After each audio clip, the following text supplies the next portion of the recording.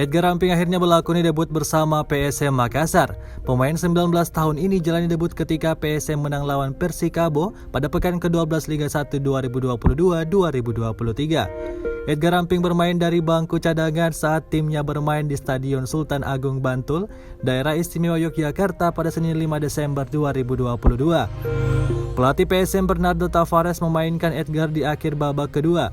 Dia hanya bermain selama 4 menit. Edgar dimainkan di menit 90 gantikan Yance Sayuri.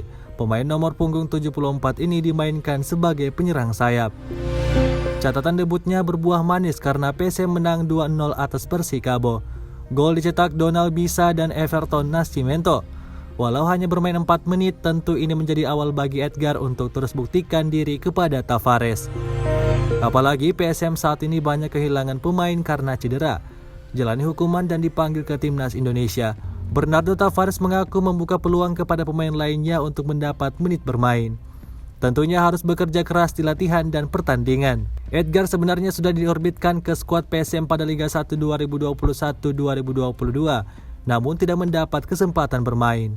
PSM yang dilatih Milomir Seslija pada putaran pertama kompetisi Liga 1 musim lalu meminjamkan Edgar ke klub Liga 2, Muba Babel United. Di masa peminjaman, pemain jabulan Akademi PSM ini mencatatkan 6 penampilan dan torehkan 1 gol.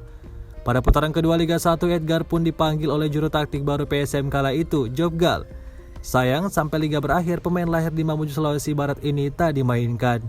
Di tangan Tavares musim ini, Edgar jarang dimainkan karena sering dipanggil untuk pemusatan latihan timnas Indonesia U20.